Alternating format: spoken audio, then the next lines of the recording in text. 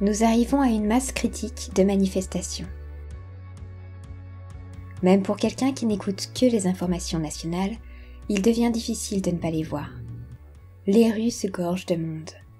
Dehors, il y a des rassemblements sans masque, des pique-niques collectifs devant les terrasses des restaurants, des orateurs qui appellent au scandale de la dictature. Partout les gens protestent contre le pass sanitaire imposé sans discussion, contre la perte d'emploi des non-vaccinés, contre la vaccination obligatoire étendue aux enfants en bas âge, pour les soignants et progressivement pour toutes les professions. Des mouvements de foule entrent en force dans des hypermarchés soumis au pass, des infirmiers brûlent leurs diplômes devant les hôpitaux. L'appel à la grève est lancé. Ce sont des millions d'êtres humains qui clament leur liberté partout dans le monde. Pourtant, le reste de la population reste encore aveuglé par les médias grand public, propagandistes, qui couvrent l'ampleur du phénomène. On leur parle de vaccination réussie, de passes sanitaires très bien accueillis dans les établissements, de football, et parfois enfin, peut-être, de quelques manifestations passagères sans importance, de récalcitrants ou de rebelles. Mais combien de temps cela peut-il durer ? Combien de temps la réalité des médias peut-elle tenir face à la réalité de la rue ? Toute personne amenée à sortir de chez elle va vite se retrouver face à une foule de manifestants, soit pour aller faire les courses, soit pour aller au travail, et il ne va plus être possible de passer à côté. Les manifestations deviennent quasi quotidiennes, quasi journalières. Elles se forment naturellement, elles grandissent, parfois sans planification, sans organisation, sans heure ou sans point de rendez-vous. Elles s'étendent dans tous les coins de rue. Les gens se rassemblent. C'est une marche vers la liberté qui ne prendra fin qu'à l'heure de la vérité. Avec cette montée de manifestations, la pression augmente. Nous pouvons ressentir comme un effet de soupape en suspension. La planète est en suspension, entre deux, en pleine bifurcation. Et les groupes au pouvoir veulent profiter de ce moment pour faire dérailler la cocotte minute. Il y a donc des tentatives à prévoir pour créer le chaos, pousser au conflit, pousser à la guerre civile, créer des émeutes, des guerres de clans, diviser encore plus la population. Les personnes qui manifestent peuvent être facilement amenées à accuser les forces de l'ordre, par exemple, ou bien au contraire, les CRS peuvent être encouragés à gazer les participants, à abuser des lances à eau, ou à attaquer des personnes pacifiques. Soyez toujours attentifs et droits, ne laissez pas la colère prendre le contrôle de vos gestes.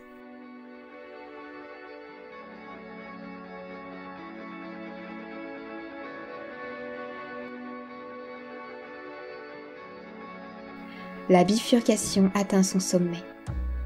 Dans l'ancien système, le contrôle se resserre, le totalitarisme est de plus en plus présent. Il y a des tentatives d'intimidation, des menaces d'attentats, un traçage numérique et une propagande continue de peur.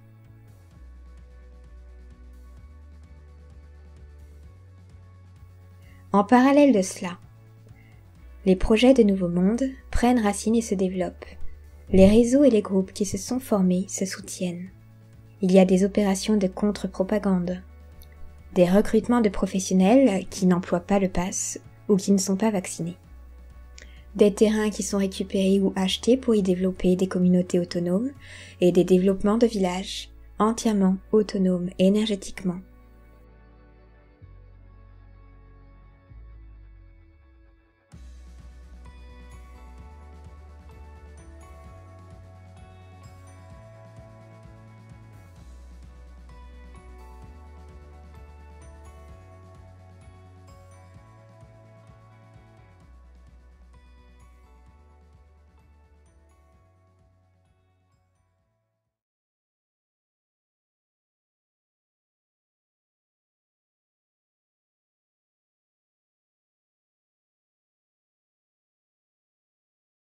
Le 11 septembre 2001 a eu lieu un événement dramatique retentissant qui a marqué les esprits.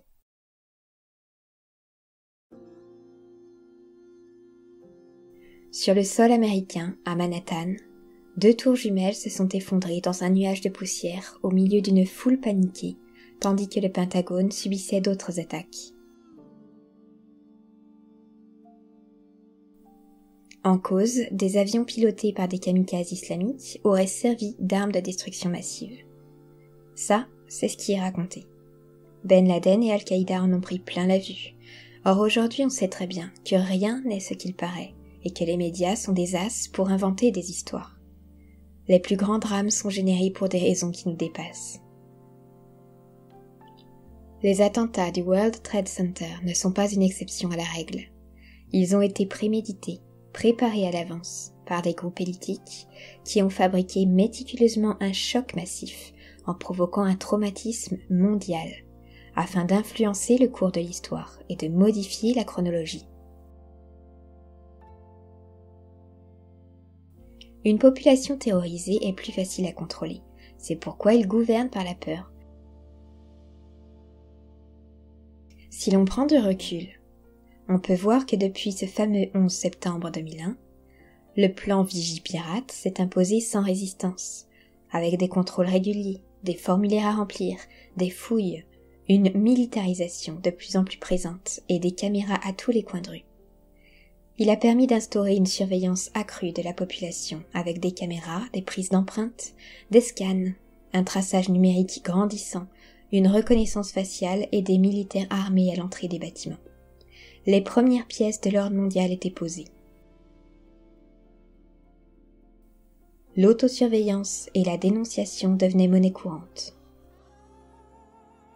Ces attentats ont donc eu un rôle majeur dans l'agenda planifié du nouvel ordre mondial, et c'est la raison invoquée pour tout ce qui a suivi, l'événement initial qui a permis de développer un traçage minutieux de tous nos déplacements. En outre, installer un monde totalitaire sur Terre.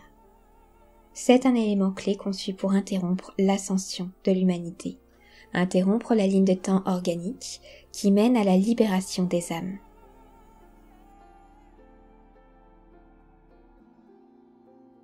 L'ascension est en train de se produire, mais il y a des tentatives de prise de contrôle pour dominer les futures chronologies de la Terre.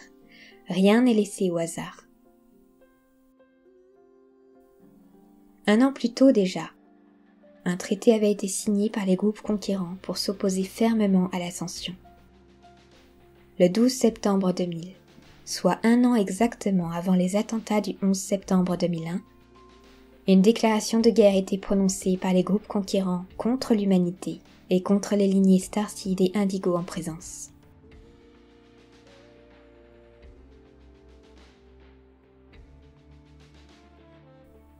Ce qui s'est passé à Manhattan ce jour meurtrier est un exemple de rituel sacrificiel de grande envergure. Les 2 tours du World Trade Center étaient symboliques. On retrouve également la symbolique de 2 tours dans des rituels de Bélial, où elles encadrent un portail abyssal ouvert sur les abysses. Les attentats ont été intentionnellement réalisés à l'emplacement des 2 tours pour construire un vortex géant et pour s'approvisionner en énergie. C'est un sacrifice humain étendu, un sacrifice de sang. Il y a eu création d'un vortex, une porte, entre ces 2 tours, un portail, comme le font les rituels sataniques ou lucifériens. L'énergie locale a été puisée et récoltée. La peur, la panique, le sang, l'adrénaline, toute la terreur vécue localement par les personnes qui se jetaient du haut des fenêtres ou qui pleuraient dans des salles condamnées, tout ce drame a servi à nourrir des réseaux aliens de l'univers fantôme. Les images chocs des étages qui s'effondrent ont été diffusées en direct sur les télévisions mondiales, engendrant un traumatisme profond chez la population qui a développé une peur chronique du terrorisme, acceptant le renforcement de la surveillance.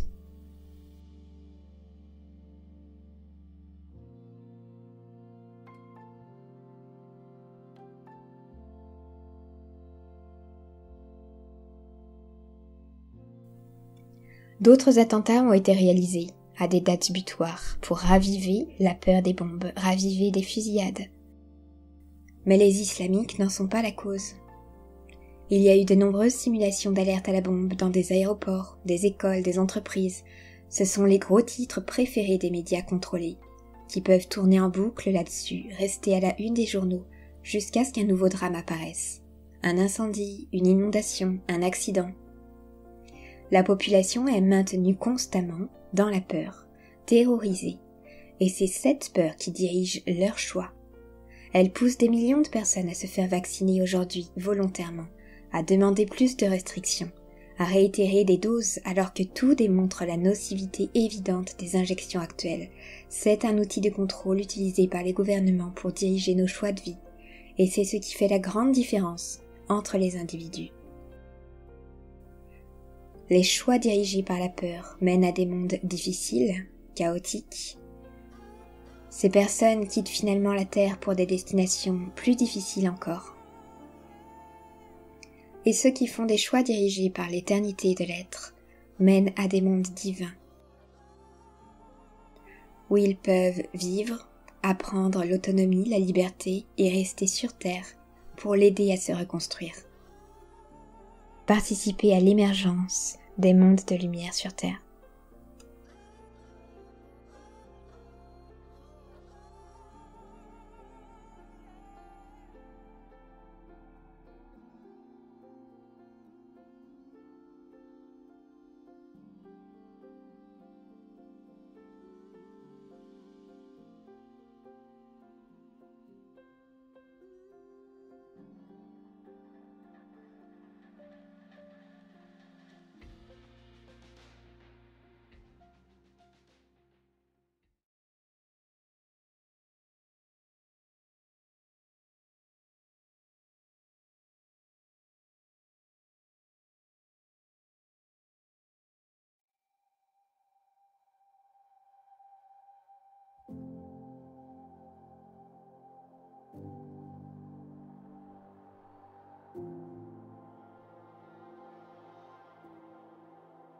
Pourquoi es-tu soucieux ?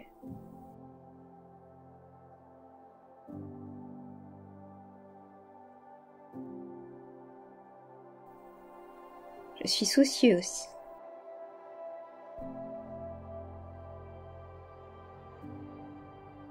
Si on allait courir, jouer dehors, courir sur l'herbe, plonger dans l'eau.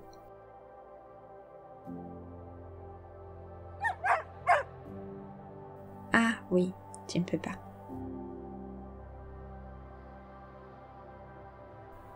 Pourquoi ? Bon, je reste là avec toi.